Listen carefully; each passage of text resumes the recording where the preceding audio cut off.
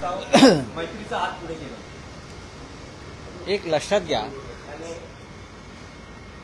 तेही ठाकरे आहेत, इथेही ठाकरे आहेत. दोघे भाऊ आहेत आणि हे नातं कायम आहे.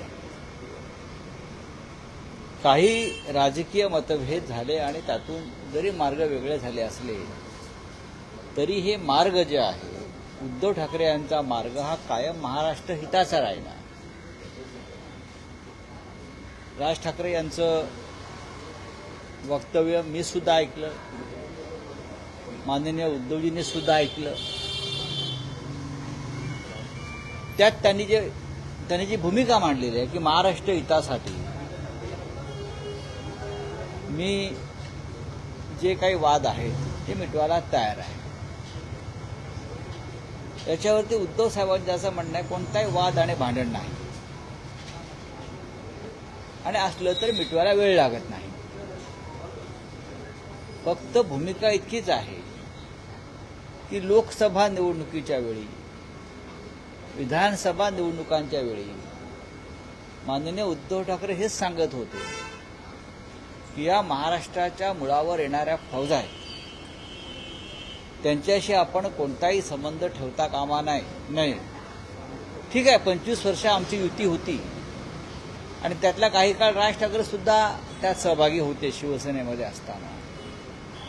पण जेव्हा महाराष्ट्राच्या मुळावरच घाव घालण्यासाठी शिवसेना तोडण्याचा प्रयत्न झाला तेव्हा आम्हाला बाजूला व्हावं लागलं. हां, तर लोकसभा विधानसभेच्या वेळेला आमची भूमिका होती की याच महाराष्ट्राच्या शत्रूंना कोणत्याही प्रकारची मदत होईल अशी भूमिका घेऊ नये. मग काळे कायदे असतील शेतकऱ्यांचे, महाराष्ट्रातून जो कारभार उद्योग बाहेर चालले आहेत त्या संदर्भातल्या भूमिका आहेत. हे होत असताना सुद्धा आपण अशा शक्तींबरोबर राहणं योग्य नाही, ते महाराष्ट्राला परवडणारं नाही. ही भूमिका आमची आजही आहे. आता माननीय उद्धवजींनी सांगितलेलं आहे आणि ते अत्यंत नम्रपणे सांगितलेलं आहे की आजही अशा काही शक्ती आहेत ज्या महाराष्ट्राला पाण्यात पाहतात. महाराष्ट्राचं नुकसान व्हावं, मराठी माणसाचं नुकसान व्हावं यासाठी पडद्यामागून कारस्थानं करतायत. अशा लोकांच्या पंगतीला आम्ही बसणार नाही. अशा माणसांना आम्ही घरातही घेणार नाही. अशी भूमिका घेणं गरजेचं आहे सगळ्यांनी. महाराष्ट्राचे शत्रू छत्रपती शिवाजी महाराजांचे शत्रू बाळासाहेब ठाकरे यांच्या शिवसेनेचे शत्रू हे महाराष्ट्राचे शत्रू आहेत. ही भूमिका जर कोणी घेत असेल तर त्याचं स्वागत आहे आणि त्यानंतर पुढे आम्ही चर्चेला किंवा पुढल्या भूमिकेला आम्ही आमचं जे काय म्हणणं आहे ते सांगू. एक, महाराष्ट्रासंदर्भात सध्याची परिस्थिती इतकी गंभीर आहे. राज्यकर्ते बोलतात एक आणि करतात वेगळं. आम्ही आमच्या घरामध्ये किंवा आमच्या दारामध्ये अशा महाराष्ट्र शत्रूंना कदापि थारा देणार नाही. ही आमची भूमिका आहे आणि याच भूमिकेचा पुरस्कार माननीय राजसाहेबांनी किंवा त्यांच्या लोकांनी करणं गरजेचं आहे. भारतीय जनता पक्ष आणि त्यांचे बगलबच्चे हे महाराष्ट्रातून छत्रपती शिवाजी महाराज आणि माननीय बाळासाहेब ठाकरे यांचं अस्तित्व मिटवायच्या मागे, त्यांना ठाकरे हे नावच नष्ट करायचं आहे. अशा वेळेला जर दोन्ही प्रमुख ठाकरेंनी साथ आणि प्रतिसाद ही भूमिका घेतली असेल तर त्याचं महाराष्ट्र स्वागत करत आहे. पण आम्ही आता माननीय उद्धवजींनी भूमिका मांडल्यावरती आम्ही प्रतीक्षा करू काय होत आहे, वेट अँड वॉचच्या भूमिकेत राहू. पण आम्ही नक्कीच सकारात्मक भूमिकेतून या सगळ्या विषयाकडे पाहतो आहोत. कारण शेवटी हा विषय महाराष्ट्र कल्याणाचा आहे. संयुक्त महाराष्ट्र समितीमध्ये त्यावेळेला महाराष्ट्र निर्माण होत असताना, मुंबईचा लढा होत असताना ज्या वेळेला अनेक विचारसरणीच्या लोकांनी आपले वाद आणि मतभेद बाजूला ठेवून महाराष्ट्रासाठी एकत्र यायचा निर्णय घेतलाच होता. आम्ही त्याच प्रवाहातले कार्यकर्ते आहोत. समजा अशी त्यांनी पण सकारात्मक भूमिका घेतली तर आपण महाविकास आघाडीतून बाहेर पडायला तयार आहात का? बघा, तुमचा पुढला प्रश्न आहे. त्या प्रश्नावरती मी आता उत्तर देणार नाही. महाविकास आघाडी ही आमची एक राजकीय व्यवस्था महाराष्ट्रासाठी आम्ही केली. राज ठाकरे हे या क्षणी भारतीय जनता पक्ष किंवा एसएनसी यांच्याबरोबर आम्हाला दिसत आहेत आणि आमच्या दृष्टीने ते महाराष्ट्राच्या हिताचं काम करत नाही. हे राज ठाकरे यांचा वापर करून या राज्यामध्ये मराठी माणसाला पडद्यामागून त्रास द्यायची कारस्थानं रचत आहेत. हे माननीय राज ठाकरे यांच्या लक्षात आलं असेल तर ते उपकार होतील मराठी माणसावर. रावसाहेब, मुख्यमंत्र्यांनी प्रस्ताव दिला गेला, त्याला सकारात्मक प्रतिसाद आहे. पुढच्या काळात राज ठाकरे, उद्धव ठाकरे दोघे या विषयावर स्वतः एकमेकांशी बोलून का नाही बोलणार? बघा, हा एक लक्षात घ्या. मी तुम्हाला वारंवार सांगतो, माझ्या आत्ताच माननीय उद्धव साहेबांशी चर्चा झाली. इथे येण्याआधी मी माननीय उद्धव साहेबांशी सविस्तर चर्चा केली. आज सकाळी चर्चा केली आणि काल रात्री माझी या विषयावर चर्चा झाली. लक्षात घ्या, त्याच्यामुळे आम्ही हवेत बोलत नाही आहोत.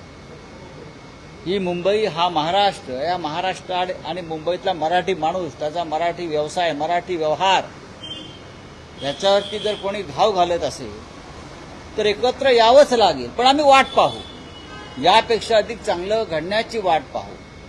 जर राज ठाकरे यांच्याकडून एक चांगली भूमिका समोर आली असेल तर त्या भूमिकेला नाकारण्याचा करंटेपणा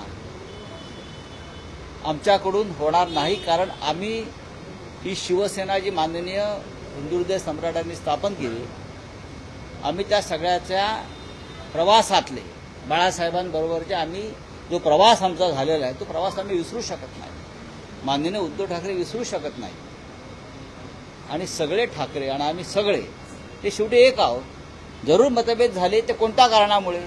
तुम्ही महाराष्ट्राच्या शत्रूंना आपल्या घरात घेतलं, माननीय बाळासाहेब ठाकरेंच्या शत्रूंना आपल्या घरात घेतलं. हा आमच्यासाठी कायम दुःखाचा आणि मतभेदाचा विषय राहिला. बाकी व्यक्तिगतरित्या आम्ही सगळे एकमेकांच्या जवळ आहोत. राज ठाकरे माझे मित्र आहेत, राज ठाकरे उद्धव साहेबांचे भाऊ आहेत ना. ते तुम्ही नाकारणार आहात का? नाही. सर हिंदी में बता दीजिए सर. बघा, महायुतीची ताकद नाही. महायुतीची ताकद काय हे तुम्हाला समजून घ्यायला वॉशिंग्टनला तुळशी गबाडकडे जावं लागेल. महायुतीची ताकद काय हे वॉशिंग्टनला बसून तिने तुळशी गबाडने सांगितलंय की ईव्हीएमच्या माध्यमातून कसे घोटाळे करून निवडणुका जिंकल्या जात आहेत.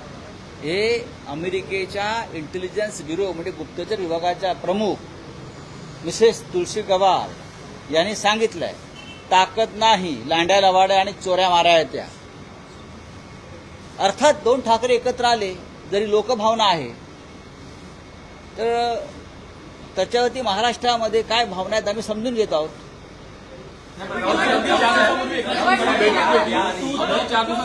महायुतीचं सरकार सत्तेत आल्यापासून एकनाथ शिंदे आणि राज ठाकरे यांचे संबंध वारंवार वाढताना पाहायला मिळते. असं तुम्ही कशावरून म्हणता? अनेकदा भेटीगाठी झाल्या स्वतः. भेटीगाठी झाल्या तर काय झालं? ते अमित शहा नाही भेटतात. असं आहे की हे जे आहेत एसएनसी हे त्यांच्या पक्षाचे प्रमुख अमित शहाना भेटतात. माननीय राज ठाकरे यांचा पक्ष स्वतंत्र आहे. ते सांगायला गेले असतील माझ्या फडणवीस ऐकत नाहीत, अमित शहा ऐकत नाहीत. कुठेतरी मन मोकळं करायचं असतं. काय सांगावं? उद्या आमच्या दारात पण येतील मातोश्रीच्या बघावं माझं ऐकत नाही.